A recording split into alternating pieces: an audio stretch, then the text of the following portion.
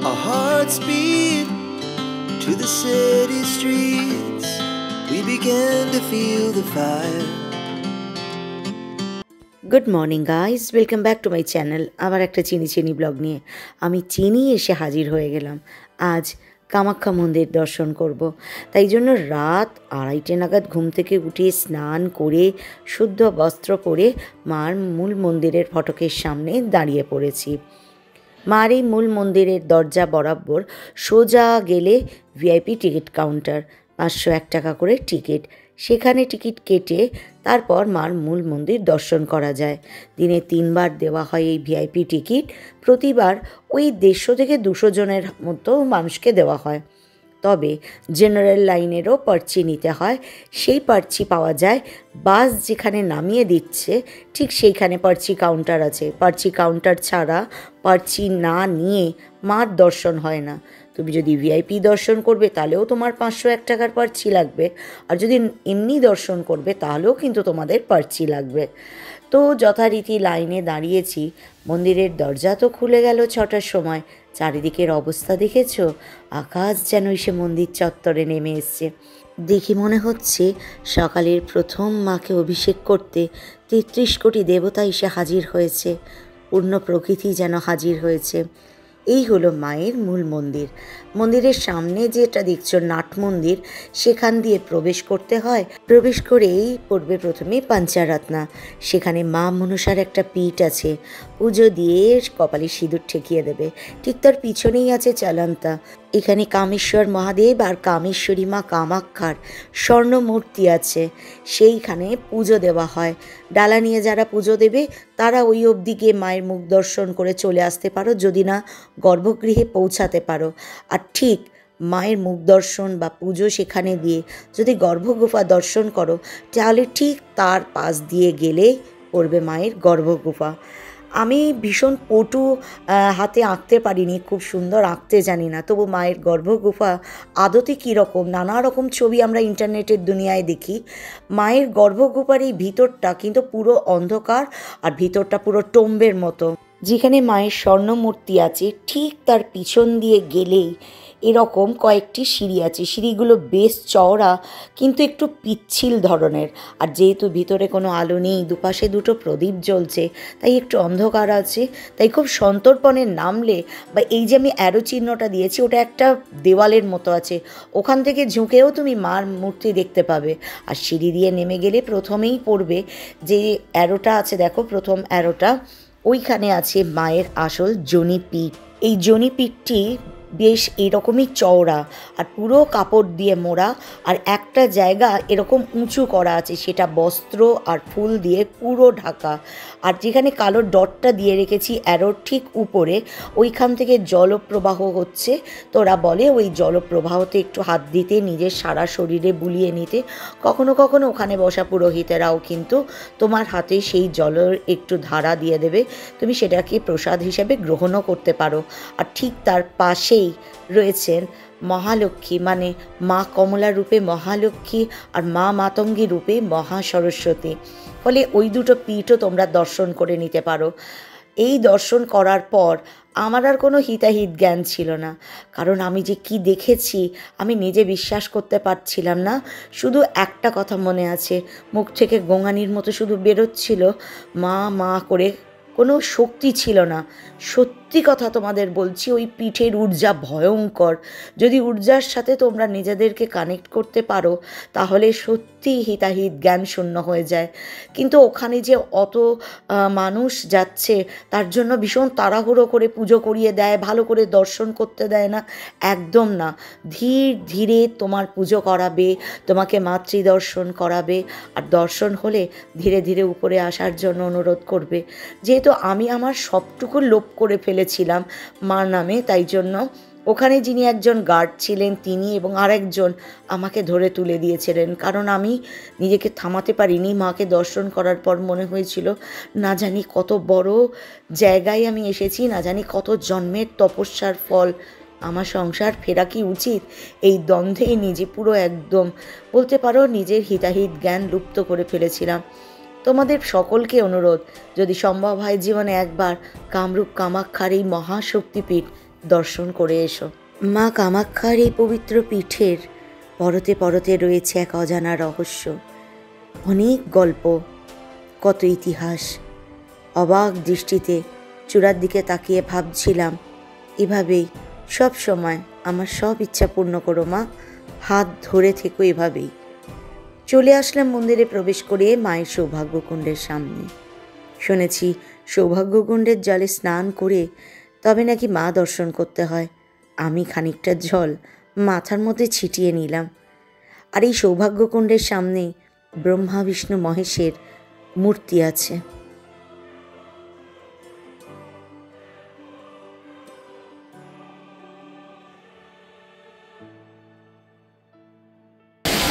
এটা হচ্ছে মায়ের সৌভাগ্য কুণ্ড, মানে মা কামাখ্যার সৌভাগ্য কুণ্ড। এই সৌভাগ্য কুণ্ডের জলে স্নান করে বা স্পর্শ করে নিজের শরীরের দিকে মা দর্শন করার আলাদা একটা মাহাত্ম্যই আছে। আমি যে কোনোদিন এখানে আসতে পারবো সেটাই আমি ভাবিনি, অহভাগ্য। চলো, মায়ের সৌভাগ্য কুণ্ডের কাছেই ব্রহ্মা বিষ্ণু শিব আর হচ্ছে গণেশ, ওনাদের প্রতিকৃতি।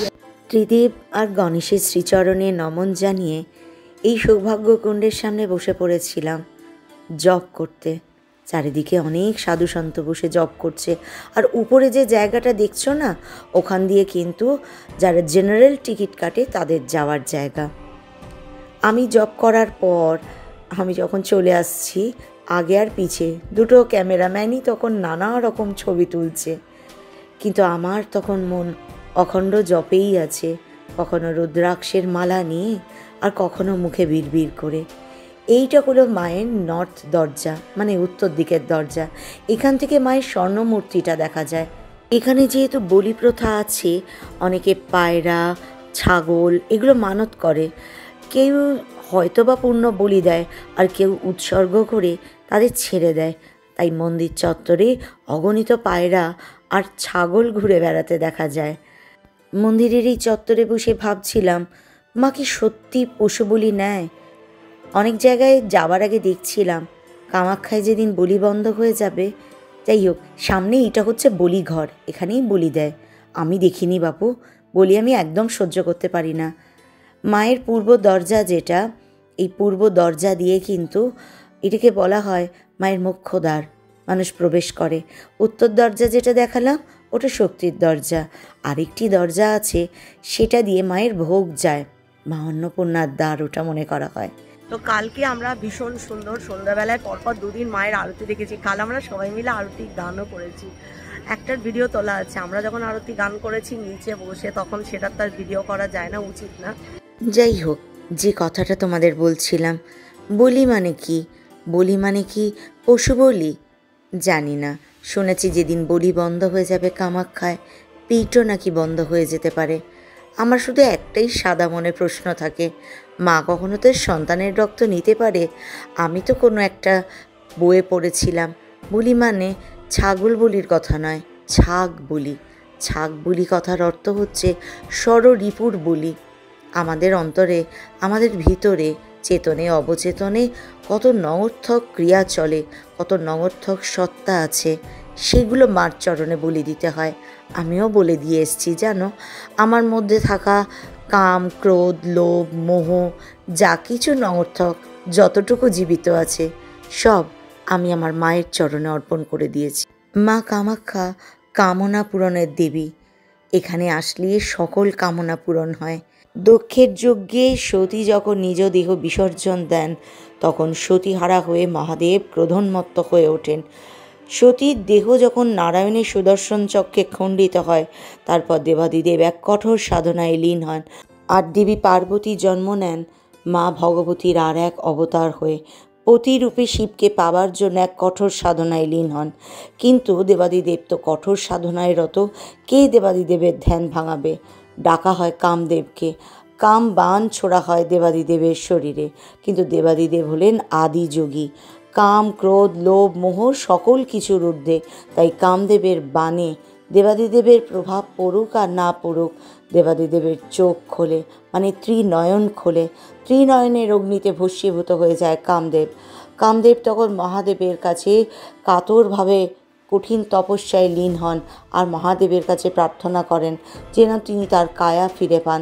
মহাদেব বলেছিলেন এই কামাখ্যায় নীল পর্বতের উপরে মায়ের যোনিপীঠ আছে, সেই যোনিপীঠ খুঁজে সেখানে যদি মাকে প্রতিষ্ঠিত করে কামদেব তার পুনঃরূপ আবার ফিরে পাবে।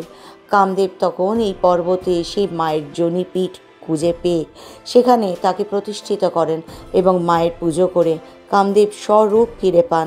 তাই জন্য কামাখ্যাকে বলা হয় কামরূপ কামাখ্যা।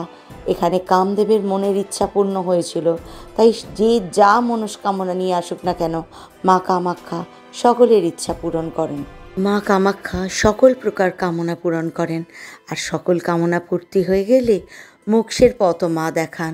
একাধারে কামনা, যোগ, ভোগ যাই বলো সকল কিছু পূরণের একমাত্র রাস্তা মা কামাখ্যা। যে যে ইচ্ছা নিয়ে আসবে, কেউ তার সকল কামনা, কেউ মাকে পাবার আশায় মা সব ইচ্ছা পূর্ণ করেন। এখানে একটা গণেশ আছে, তোমার মনের ইচ্ছা জানিয়ে সেখানে যদি পয়সাটাকে টিপে ধরো, যদি লেগে থাকে তোমার ইচ্ছা পূরণ হবে। স্থানীয় কিছু মানুষ আমাকে জানালো, আমিও সেই ভিড়ে সামিল হয়েছিলাম, মনের ইচ্ছা শ্রীচরণে গণেশের জানিয়ে এসেছি। এই যে কামাখ্যা মন্দির দেখছো, কামাখ্যা মন্দির কিন্তু আজকের নয়, আগে এই কামাখ্যা প্রাগজ্যোতিষপুর নামে প্রসিদ্ধ ছিল। এখানে তখন নানা রকম জ্যোতিষ, তন্ত্রচর্চা সব কিছুই হতো। আর এই প্রাগজ্যোতিষপুরে ভগবান বিষ্ণুর বরাহ অবতার এবং মাতা ধরিত্রীর পুত্র রূপে নরকাসুর যখন জন্ম নেন, তিনি এখানেই রাজত্ব স্থাপনের উদ্দেশ্যে এবং তার বীর পুত্র লাভের উদ্দেশ্যে যখন যেখানে সুন্দরী কন্যা বা রমণীদের দেখতেন তুলে নিয়ে আসতেন। এমনই 16,000 সুন্দরী কন্যাকে তিনি এখানে বন্দি করে রেখেছিলেন। বিষ্ণুর অবতার বরাহের পুত্র হওয়া সত্ত্বেও রাক্ষস রাজা বানাসুরের সাহচর্যে এসে নরকাসুরের মতিভ্রম হয়। তিনি মা আদিশক্তিকে পত্নী রূপে পাবার এক মনস্কামনা করে বসেন। এই নরকাসুর ব্রহ্মার কাছে বরপ্রাপ্ত ছিলেন, যতক্ষণ না তিনি মৃত্যুকে কামনা করবেন তার মৃত্যু হবে না। সেই কারণে কোনো দেবতা তাকে বধ করতে পারছিল না।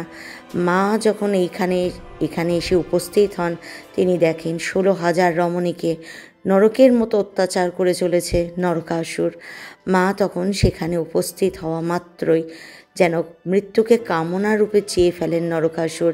আর তখনই ভগবান বিষ্ণু সেখানে উপস্থিত হন এবং নরকাসুরকে বধ করে এই 16,000 রমণীকে উদ্ধার করেন।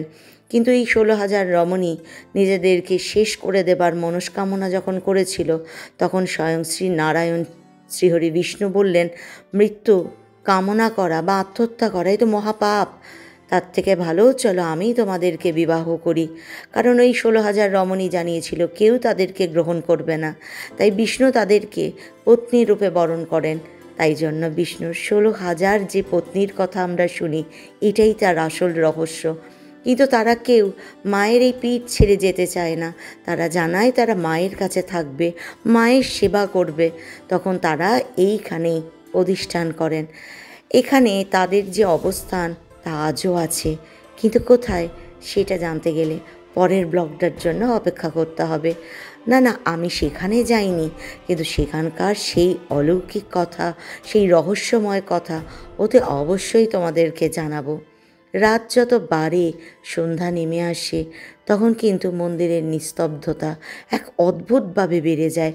হাজারো লোক থাকলেও মন্দির যেন নিস্তব্ধ হয়ে ওঠে। মা যেন জাগ্রত হয়ে প্রতিটা আনাচ কানাচে নূপুরের ধ্বনিতে মুখর করে তোলেন।